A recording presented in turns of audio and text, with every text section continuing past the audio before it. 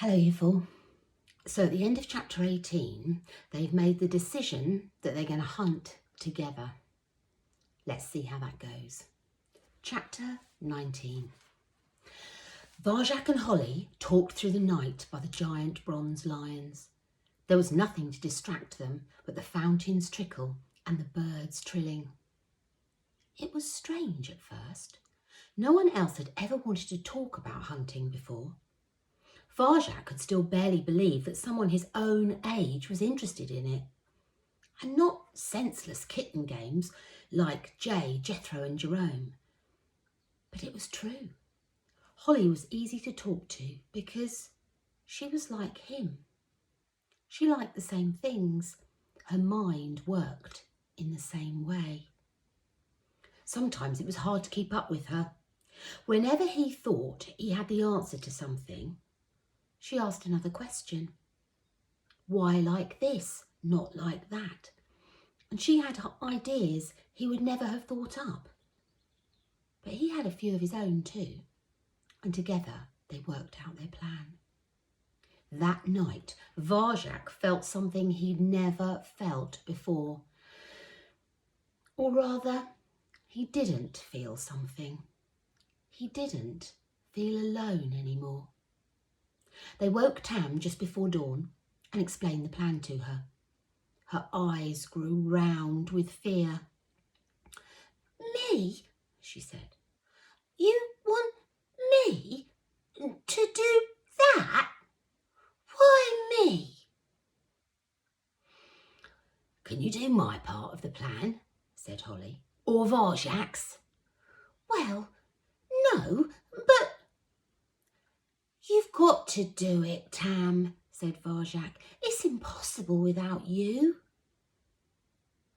"It is," she said. "Of course it is," said Holly. "And if you do it, I promise I won't say her name anymore."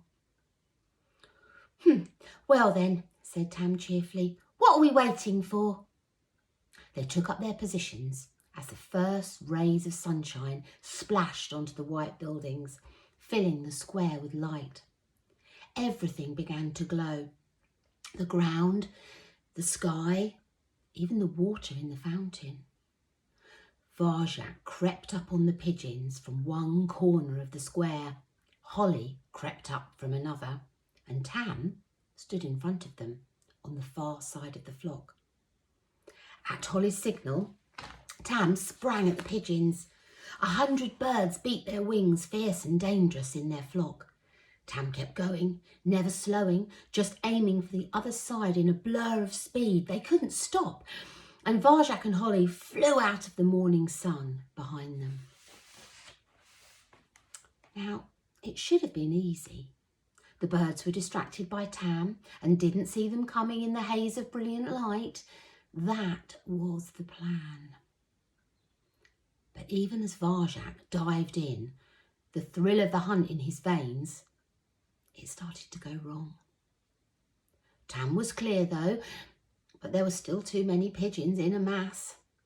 He and Holly were on the edge of the flock, but couldn't get close enough to any single bird to strike. The birds turned on Holly, wings flapping savagely, claws curving out. She didn't run.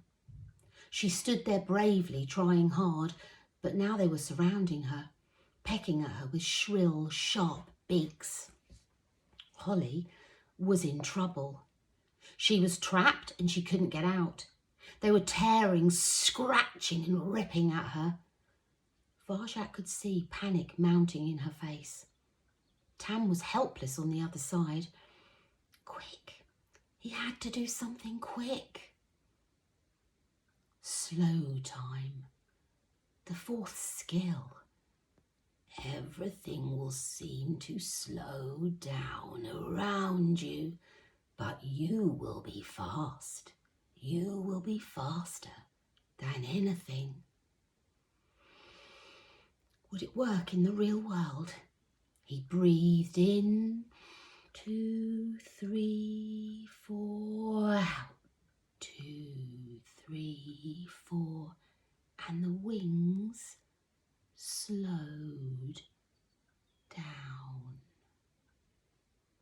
Varjak could see each beat, each claw, as if in slow motion. He dived after Holly into the mass of birds, moving smoothly through the chaos, making them fly apart just for a moment. "Holly!" he called, and she looked up. It was enough to break the rising terror in her eyes. She darted through the gap he'd made, away from the flock and towards Tam, to safety. Out of danger now, Varjak breathed normally and switched out of slow time. It worked. The fourth skill really worked. "Did they hurt you?" he panted as he caught up with her. "Oh, nothing wrong with me," said Holly, though she was trembling. "Oh, thanks for getting me out," she added, much more quietly. "Oh, no problem." "He saved you, Holly," bubbled Tam. "Well, I guess we're even now then," she muttered. I didn't do it for that," said Varjak. Holly didn't meet his eyes, but just for a second, Varjak thought he saw a smile flicker on her face.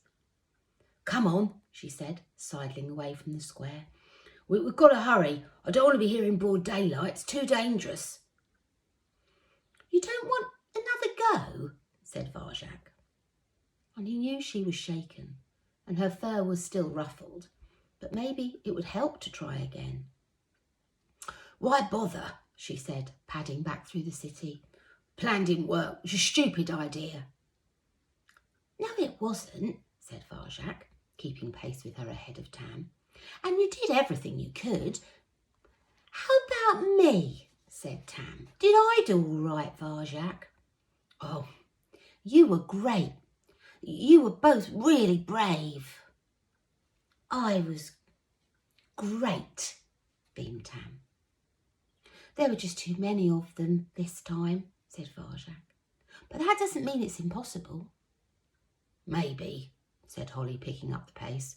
Maybe if we tried it another way." And they started on a new plan as they headed back. The city was beginning to rumble with life once more. Familiar streets flashed past as they went by. "I'm still hungry," said Tam, and her nostrils twitched. "Wait, you two. It's that fishy smell again."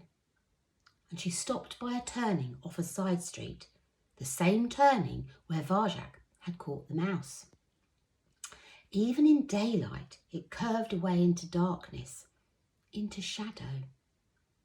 "Come on, Tam," said Holly over her shoulder. "Oh, but it's that lovely smell again," said Tam. "And there wasn't any food in the park, and the hunting didn't work, and I'm still hungry." "We're not stopping here," said Holly. "If you go on your own." And she turned back to Varjak and carried on talking. They walked away, planning their next hunt together. Tam stayed behind at the turning. "Sure loss," called Tam. "I'll see you back in our alleys." So, Tam's on her own. She's going to investigate that smell. And the other two have gone off. What do you think might be going to happen? Listen for the next chapter to find out.